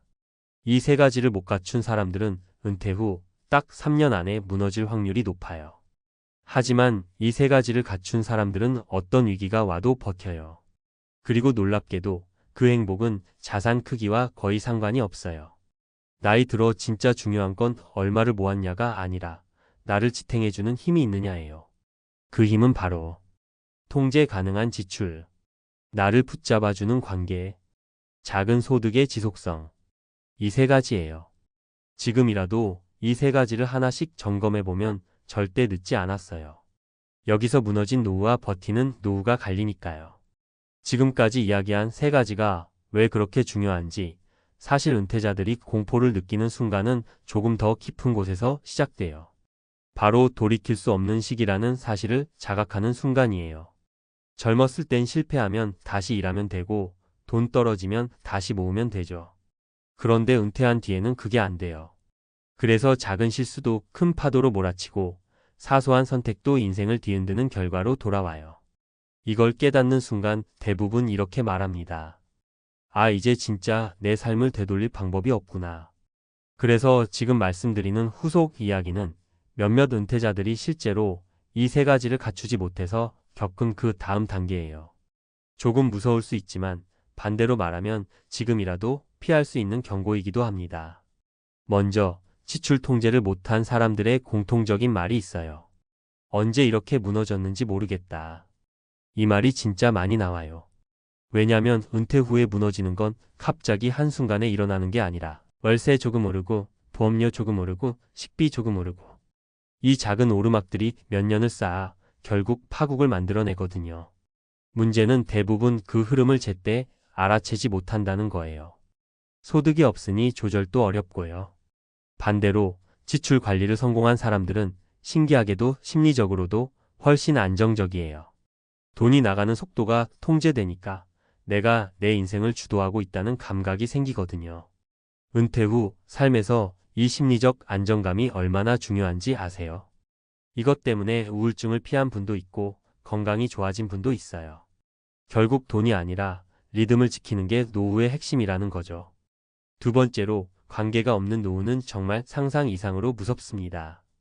특히 미국에서 혼자 사는 분들은요. 몸이 아플 때 약 하나 사올 사람이 없고 병원까지 데려다 줄 사람도 없고 심지어 며칠 동안 연락이 끊겨도 아무도 몰라요. 이게 진짜 현실이에요. LA 한인타운에 사는 한 70대 남성은 이렇게 말하셨어요. 아프면 죽을 것 같고 안 아파도 죽을 것 같았다. 이 말이 과장이 아니라는 걸 들으면 들을수록 느껴요. 반면 작은 커뮤니티라도 하나 붙잡고 사는 분들은 정말 달라요. 사람이 옆에 있으면 외로움도 줄고 건강도 오래 유지되고 위기 상황도 쉽게 넘어가요. 심지어 돈 문제도 훨씬 덜 생겨요. 왜냐면 같이 정보를 교환하고 병원 비용 아끼는 방법도 공유하고 서로 도와주니까요. 노후는 혼자 버티는 게임이 아니에요. 함께 버티는 시스템을 가진 사람만 살아남아요. 그리고 마지막으로 소득원이 있는 사람과 없는 사람의 차이는 시간이 갈수록 극단적으로 벌어져요. 은퇴 후 첫 해에는 다들 비슷해 보이지만 3년이 지나면 완전히 다른 세계를 살고 있어요. 작은 소득이 있는 사람은 비상 상황이 와도 대응이 가능해요. 하지만 소득이 완전히 끊긴 사람은 대응이 아니라 포기를 하게 돼요. 포기는 진짜 무섭습니다. 포기하는 순간 삶이 급격히 쪼그라들어요. 치과 치료를 포기하고 여행을 포기하고 맛있는 음식 사 먹는 걸 포기하고 결국엔 사람 만나는 것도 포기하게 돼요. 이게 노후 파산이 아니라 노후 축소예요. 그리고 축소는 한번 시작되면 되돌릴 수 없어요. 하지만 소득원이 있는 분들은 어때요? 비록 돈이 많지 않아도 갑자기 천불 나가도 회복이 돼요. 그리고 마음이 이상하게 더 여유롭습니다. 그래, 다음 달에 또 들어오니까. 이 말이 은퇴자들에게는 어마어마한 심리적 힘이 돼요. 결국 이 세 가지는 돈, 관계, 건강을 떠나서 삶 전체를 지탱하는 구조예요. 나이 들어 이 구조가 없으면 진짜로 순식간에 무너져요. 하지만 이 구조가 있으면 위기가 와도 크게 흔들리지 않아요. 처음엔 누구나 부러워했답니다. 와, 그렇게 살아보고 싶다. 진짜 인생 즐기는구나. 다들 이렇게 말했어요. 그런데요, 그 은퇴자가 7년 뒤에 꺼낸 말은 전혀 달랐습니다. 여행은 행복을 줬는데 그 행복을 지킬 돈과 건강이 사라졌습니다. 이 한마디가 너무 무겁게 들리는 거예요. 본인은 웃으면서 이야기했지만 그 웃음 속에서 공포가 느껴졌다고 해야 할까요? 우리가 은퇴 후 하고 싶은 그 여행, 그 자유로운 삶이 생각보다 잔혹한 대가를 요구한다는 걸 너무 늦게 알아버린 거죠. 솔직히 말씀드리면 이 이야기가 남 얘기 같지가 않아요. 누구나 은퇴하면 한 번쯤 이런 꿈을 꾸잖아요. 이제 회사도 끝났으니 하고 싶은 거 하고 가고 싶은 데 가고 마음껏 즐기자. 몇십 년 동안 일만 하고 산 사람들이라면 더 그렇죠. 그동안 못 누렸던 행복을 찾고 싶은 마음, 너무나 당연한 거니까요. 그런데요, 문제는 이 행복이 오래가지 않는다는 거예요. 돈과 건강이라는 두 기둥이 동시에 흔들리기 시작하면 여행이 더는 여행이 아니게 되거든요. 자유가 아니라 불안이 되고 즐거움이 아니라 후회가 되는 겁니다. 은퇴 후 여행이 왜 이렇게 위험하냐고요? 단순해요. 여행은 돈과 체력을 동시에 요구하는 활동인데 은퇴 후에는 이 두 가지가 빠르게 줄어드니까요. 더 잔인한 건 사람은 즐거움에 중독되기 쉽다는 거예요. 오늘까지 괜찮으니까 내일도 괜찮을 줄 알죠. 그런데 어느 순간 돌아보면 돈이 너무 많이 나갔고 몸도 예전 같지 않은 거예요. 그때 느끼는 공포는 말로 설명하기 어렵다고 합니다.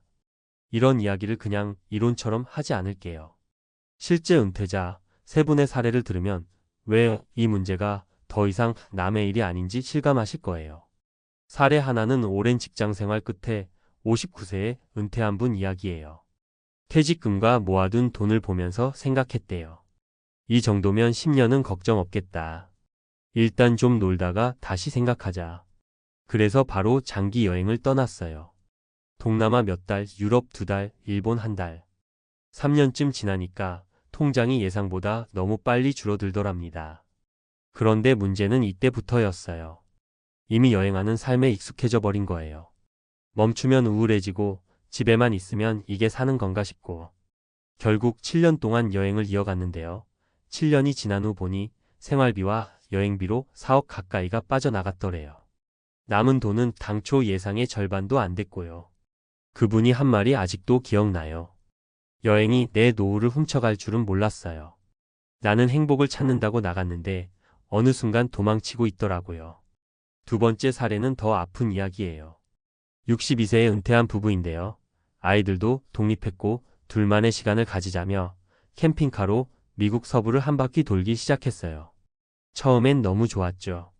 자연 속에서 사는 게 이렇게 행복한 거구나 싶고 이게 진짜 은퇴자의 삶이지라고 감탄했다고 합니다. 그런데요, 4년째 들어가면서 아내분의 허리 통증이 악화되고 남편분도 혈압 문제가 생겼어요. 여행을 계속하려면 치료를 받아야 했는데 병원을 갈 때마다 비용이 장난 아니었어요. 캠핑카 유지비에 보험료, 의료비까지 겹치니까 감당이 안 되기 시작한 거예요.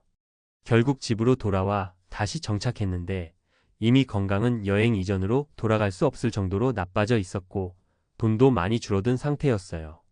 그 부부가 남긴 말이 이렇습니다. 언제든 떠날 수 있는 줄 알았는데 우리가 제일 먼저 잃은 건 떠날 힘이었어요. 세 번째 사례는 55세에 조기 퇴직한 분이었는데요.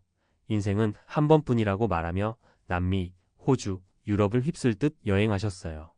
사진만 보면 정말 영화 같았어요. 그런데 문제는 여행 중독처럼 비용이 커졌다는 거예요. 비즈니스석으로 업그레이드하고 가는 곳마다 고급 숙소에서 묵고 비용이 커질수록 여행이 행복이 아니라 자존심의 문제가 되더랍니다. 그런데 어느 순간 무릎 관절이 망가지면서 장거리 이동이 힘들어졌고 예상치 못한 수술을 받았는데 건강보험으로 커버되지 않는 부분이 너무 컸어요. 결국 가진 돈 절반 이상이 의료비로 빠져나갔고 지금은 예전처럼 여행을 할 수 없는 몸이 됐어요. 본인의 마지막 말이 씁쓸했습니다. 여행은 좋은데 그걸 버틸 내 몸과 돈은 무한하지 않다는 걸 너무 늦게 알았어요. 이야기들을 듣고 나면 좀 섬뜩하지 않으세요? 아, 나도 은퇴하면 여행 좀 다녀야지라고 쉽게 말했던 것들이 사실 굉장히 위험할 수 있다는 걸 느끼게 돼요. 근데 여기서 중요한 건 여행을 하지 말라는 게 아니라는 겁니다. 문제는 준비 없이, 계획 없이, 지속 가능성 따지지 않고 여행만 하다 보면 노후를 갉아먹는다는 거예요. 여행은 즐거움이지만 즐거움을 유지하려면 반드시 기반이 있어야 합니다. 그 기반이 바로 돈과 건강이죠. 그런데 여행은 이 두 가지를 가장 빠르게 소모시켜요. 이게 여행의 역설이자 은퇴자들이 뒤늦게 깨닫는 잔혹한 현실이에요. 은퇴자의 가장 큰 착각이 뭔지 아세요? 지금 가진 돈이 앞으로도 계속 이 정도일 것이다. 그리고 지금 내 체력이 이대로 유지될 것이다. 이 두 가지예요. 하지만 둘 다 틀려요. 은퇴 후에 돈은 줄어들기만 하고 체력은 생각보다 빠르게 떨어져요. 그런데 여행이라는 소비 패턴은 시간이 갈수록 더 커져요. 한번 가보니 너무 좋아서 또 가고 싶고, 또 가면 더 비싼 걸 찾고 싶고, 더 멀리 가고 싶어지는 거예요. 그러다 어느 순간 조절이 안 되는 겁니다. 그래서 결국 이런 결론에 다다르게 돼요. 여행이 인생을 행복하게 만들어주는 건 맞지만, 준비되지 않은 여행은 노후를 가장 빠르게 파괴한다는 사실을요. 여행의 본질은 자유인데, 자유 뒤에는 반드시 책임이 따라야 합니다. 돈과 건강이라는 책임이요. 그걸 무시한 채 떠나는 여행은 결국 후회라는 이름으로 돌아와요. 더 무서운 건 후회는 반드시 늦게 찾아온다는 겁니다. 여행을 다닐 땐 몰라요. 다 좋으니까요. 문제는 멈추려고 할 때예요. 쉼표 찍는 순간 현실이 들이닥쳐요. 내가 이걸 감당할 수 있었던 걸까? 그때 느끼는 공포는 사람을 무너뜨립니다. 자신감이 사라지고 삶의 방향성이 사라지고 그동안 쌓았던 노후 대비가 와르르 무너져 버려요. 그래서 많은 은퇴자들이 여행 후 공허감, 우울감, 불안정한 소비 패턴까지 겪는 이유가 여기에 있어요. 결국 여행을 어떻게 해야 하냐고요? 답은 단순합니다. 여행은 노후의 일부여야 하지 노후의 전부가 되어선 안 된다. 여행은 목표가 아니라 보너스예요. 내 돈과 건강을 해치지 않는 범위 안에서 즐기는 게 진짜 행복입니다. 이 선을 넘는 순간 여행은 인생 최고의 선물이 아니라 가장 무서운 지출이 됩니다. 혹시 지금 은퇴를 앞두셨거나 은퇴 후 여행을 꿈꾸고 계신다면 딱 한 번만 생각해 보셨으면 해요. 이 여행이 나의 70대, 80대의 삶을 지탱할 수 있을 만큼 여유로운가? 이 질문 하나면 많은 후회를 막을 수 있어요. 즐거움은 중요하지만 오래 가는 즐거움은 더 중요하니까요. 여행이 아니라 내 삶이, 내 노후가 오래 가야 하잖아요. 이 이야기가 누군가에게는 작은 경고가 될 수도 있고 또 누군가에게는 삶의 속도 조절을 도와주는 나침반이 될 수도 있을 거예요.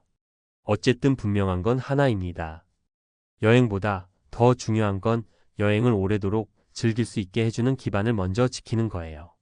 돈과 건강 이 두 가지를요. 그리고 그걸 놓친 순간 여행은 가장 달콤한 유혹이자 가장 잔인한 후회가 될 수 있습니다. 계속해서 이야기해 볼게요. 많은 은퇴자분들이 공통적으로 말하는 후회가 하나 있어요. 여행 자체는 잘못이 아니었다. 문제는 여행을 현실 도피로 썼다는 거였다. 이 말이 참 깊어요. 우리가 은퇴 후 여행을 꿈꿀 때 사실 마음속 깊은 곳에는 이런 마음이 숨어 있거든요. 그동안 인생이 너무 힘들었으니 이제 보상받고 싶다. 그래서 여행을 통해 그 피로를 다 씻어내고 싶어 해요. 문제는 이 방식이 오래 갈 수 없다는 거예요.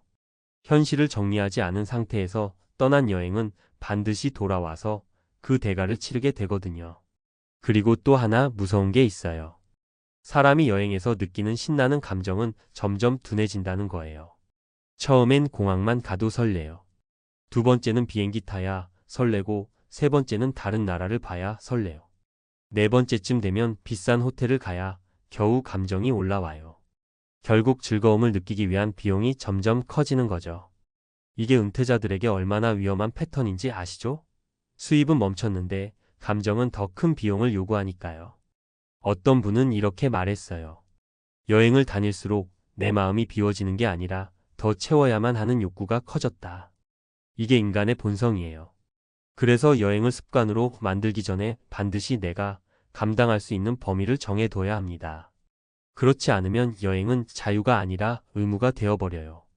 가야만 마음이 편하고 멈추면 불안해지는 삶. 이건 진짜 여행이 아니죠. 그리고 건강 이야기도 빼놓을 수 없어요. 여행은 꼭 멀리 가야만 힘든 게 아니에요. 시차, 낯선 환경, 무리한 일정, 기온 변화, 긴 이동 몸은 생각보다 훨씬 많은 스트레스를 받아요. 은퇴자분들이 여행만 다녔는데 왜 갑자기 아프지? 라고 말하는 이유가 여기에 있어요. 몸은 표가 안 나다가 한 번에 무너지는 경우가 많거든요. 그 무너지는 순간이 여행지일 수도 있다는 게 더 무섭고요.